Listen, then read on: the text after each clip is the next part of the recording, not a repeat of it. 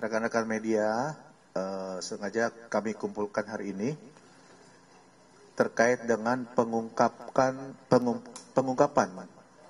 kesekian kalinya dari Densus 88 anti teror Barreskrim Polri, ya, di mana kita ketahui bersama kemarin melaksanakan penangkapan kembali ada beberapa teroris yang nanti akan disampaikan oleh Kabak Renmin Kombes Pol Aswin Azhar Siregar, ya, Kabak Renmin dari Densus 88 anti teror. Artinya bahwa Polri ini bukti komitmennya, ya, untuk tetap menjaga stabilitas dan keamanan masyarakat, ya, agar masyarakat tetap menjalankan aktivitasnya dengan perasaan aman, nyaman, ya, tanpa adanya kecemasan dan ketakutan. Baik rekan-rekan, untuk mempersingkat waktu, mari kita sama-sama dengar penyampaian dari Kombes Pol Aswin terkait pengungkapan kemarin tanggal 6 Agustus 2024 beberapa pelaku, ya, yang ada di Jakarta ini. Kami persilakan. Terima kasih. Assalamualaikum warahmatullahi wabarakatuh. Rekan-rekan media yang saya hormati, kami akan menjelaskan tentang penangkapan dua tersangka pelaku tindak pidana terorisme yang dilakukan penegakan hukum oleh Densus 88 pada tanggal 6 Agustus 2024. Sebagaimana tadi disampaikan oleh Kabak Penum bahwa penegakan hukum terhadap para tersangka tersebut merupakan salah satu upaya pencegahan terjadinya, ya, tindak pidana terorisme, terutama dalam bentuk serangan atau teror. Adapun dua orang yang ditangkap tersebut berinisial RJ dan berinisial AM, ditangkap di wilayah Jakarta Barat, Jakarta. Yang bersangkutan atau kedua orang tersebut merupakan pendukung dari Daulah Islamiyah atau ISIS yang kita kenal, dengan cara mengunggah narasi-narasi dukungan dan propaganda terhadap ISIS di sosial media yang mereka ikuti atau mereka miliki. Kemudian diketahui pula yang bersangkutan mengibarkan bendera ISIS, ya, sembari memegang senjata disertai dengan statement atau ajakan untuk mendukung keberadaan Daulah Islamiyah atau ISIS, Islamic State. Kemudian dalam pendalaman berdasarkan penyidikan yang dilakukan, kita ketahui bahwa dua orang ini telah merakit pula bahan peledak, ya, yang sudah diamankan oleh penyidik Densus 88. Namun hal ini patut menjadi perhatian kita kembali bahwa kedua orang ini tidak dalam jaringan teror yang aktif. Jadi mereka terradikalisasi, terpapar, dan kemudian memiliki niat untuk melakukan serangan tersebut termotivasi dari kegiatan di sosial media. Barang bukti yang berhasil kita amankan dari yang bersangkutan, satu unit senjata airsoft gun, kemudian bendera ISIS, beberapa jaket atau pakaian-pakaian seragam ISIS, beberapa buah pisau lipat, kemudian ada bahan peledak, ya, ada bahan kimianya masih, ya, bahan kimianya, bahan peledak, kemudian satu unit gadget atau HP dan beberapa senjata tajam lainnya. Nah, di sini kami ingin menekankan dan ingin menyambung, ya, kemarin yang kasus penangkapan satu tersangka HOK di Batu, Malang, ya, yang sama terradikalisasi dari keikutsertaannya di sosial media atau di grup-grup sosial media, baik yang di dalam negeri, ya, ataupun kita ketahui grup itu dikelola dari luar negeri. Ya. Ini dua orang ini juga sama, ya. Jadi mungkin kita harus semakin waspada bahwa proses radikalisasi atau termotivasinya seseorang untuk melakukan tindakan teror di dalam negeri banyak sekarang dipengaruhi dari sosial media baik yang berupa yang grup, yang private maupun dari internet secara umum. Dan hal ini sekali lagi harus menjadi perhatian kita bersama. Kami menghimbau ya keluarga, orang tua, kawan, kerabat yang mengetahui orang-orang di sekitarnya ya, yang melakukan aktivitas ya, mengarah kepada tindak pidana terorisme seperti mengakses, mengunggah, kemudian menyebarkan bahan-bahan propaganda Daulah Islamiyah, Islamic States, ya, ataupun kelompok-kelompok teror jaringan lainnya, segera melapor kepada satuan polisi terdekat supaya kita bisa mencegah tindakan ini sedini mungkin. Ya.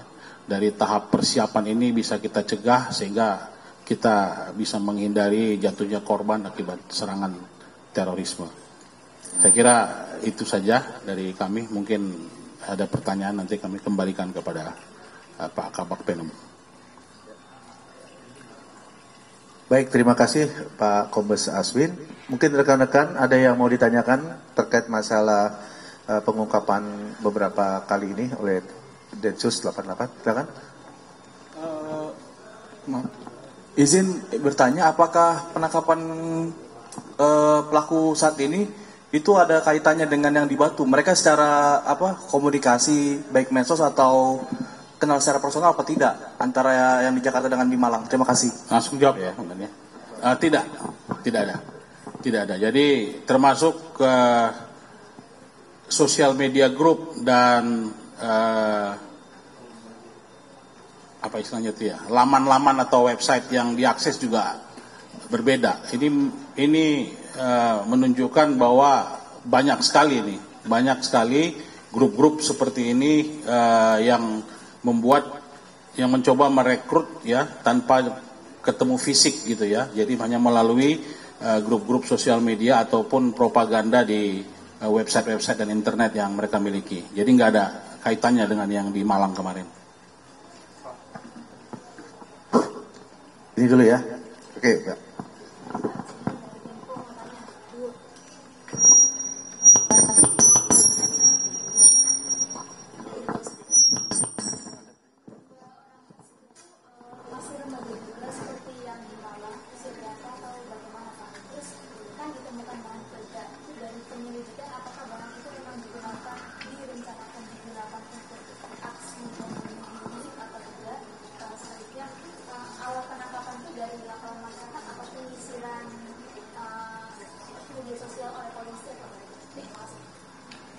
Dua orang ini sudah tidak tergolong remaja lagi ya. Jadi berusia di atas 25 tahun. Nanti kita lengkapin lagi ya. Karena kita tidak mau membuka dulu profilnya nanti. Ini karena memang mereka orang dewasa nih. Dan berbedanya adalah kalau dua orang ini memang sengaja mengunggah dukungan. Jadi yang bersangkutan bukan hanya menjadi simpatisan tetapi juga melakukan aktif melakukan propaganda ya dukungan terhadap Islamic State atau Daulah Islamiyah tersebut. Dan yang ketiga adalah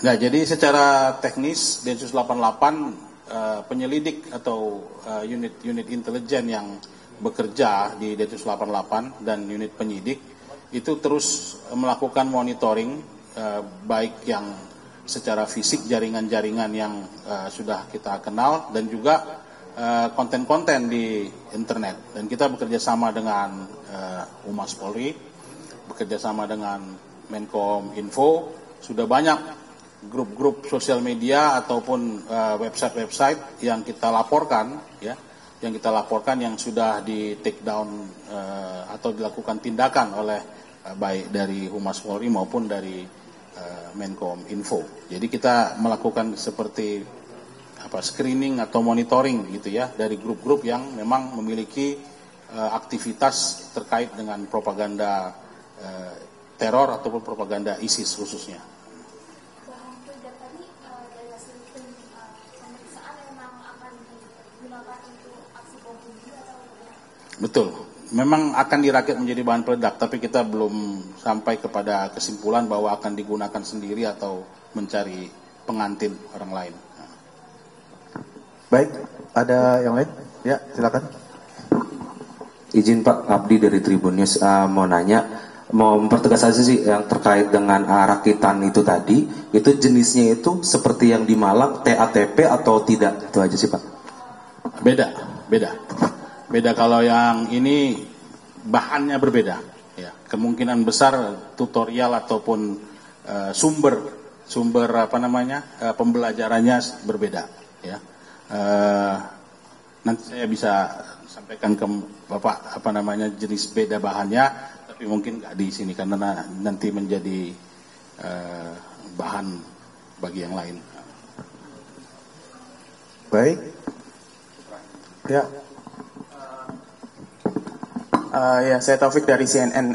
Ingin bertanya sih Pak Aswin, kan ini kan udah ada sebelumnya kan juga ada penangkapan juga gitu kan, dan kita tahu ini kan teroris ini kan secara ideologi Pak atau pemahaman dia kan menolak bentuk negara NKRI gitu ya kan. Nah, apalagi ini kan penangkapan menjelang 17 Agustus. Nah, dari pemantauan Dinsus sendiri, apakah memang ada peningkatan aktivitas gitu, maksudnya menjelang 17 Agustus besok terkait para teroris ini untuk melancarkan aksi-aksi, apalagi kan tadi disebutkan bahwa mereka ini udah mulai aktif menyebarkan propaganda. Apakah memang dalam satu rangkaian menuju ke sana atau seperti apa Pak?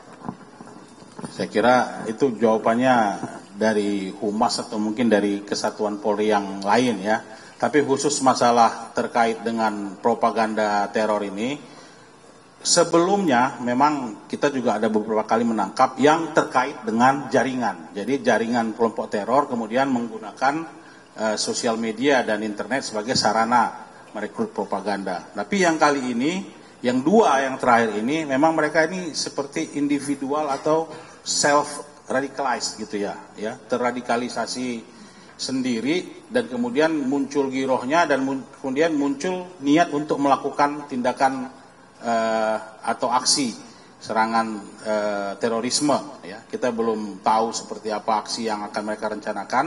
Kalau yang seperti di Batu Malang kemarin memang itu dari dia sendiri sudah membuat pernyataan bahwa dia ingin meledakkan diri sendiri. Kalau yang ini belum. Nah, jadi yang jelas sebenarnya tidak ada istilah menjelang 17 Agustus atau menjelang tahun baru nanti. Densus 88 itu 24/7 gitu ya, 24 jam sehari, 7 hari seminggu. Semua aktivitas yang berkaitan dengan aspek ancaman teror itu pasti kita akan lakukan tindakan gitu. Dan kita tidak memerlukan trigger seperti akan ada peringatan 17 Agustus bahwa kita kemudian lebih aktif, enggak. Densus 88 sehari-harinya memang demikian ya. Memang selalu melakukan aktivitas monitoring ini 24 jam sehari gitu. Berarti izin penegasan berarti memang tidak ada eskalasi peningkatan aktivitas menjelang. Sejauh ini tidak ada. Ya, sejauh ini tidak ada eskalasi peningkatan ancaman sampai dengan menjelang peringatan 17 Agustus. Dan 2 penangkapan ini tidak terkait dengan event-event atau peristiwa nasional yang terjadi. Murni karena mereka memang di titik di mana kita harus melakukan penangkapan, pencegahan sebelum serangan itu terjadi gitu. Baik, rekan-rekan, sudah jelas? Sudah ya? Tadi sama ya? Baik, rekan-rekan, kalau memang tidak ada lagi, terima kasih atas perhatiannya. Ya, kami Polri menghimbau, ya tetap menghimbau kepada masyarakat, terutama para orang tua, ya untuk bijak mengawasi anak-anaknya dalam bersosial media, karena sudah sekian kali Densus mengungkap pelaku-pelaku rencana kegiatan terorisme yang ternyata mereka dilatar belakangi dengan melihat sosial media. Oleh karena itu sekali lagi kami menghimbau terutama kepada para orang tua untuk bijak dalam mengawasi anak-anaknya dalam bersosial media. Terima kasih rekan-rekan atas perhatiannya. Saya akhiri. Billahi taufiq wal hidayah. Wassalamualaikum warahmatullahi wabarakatuh.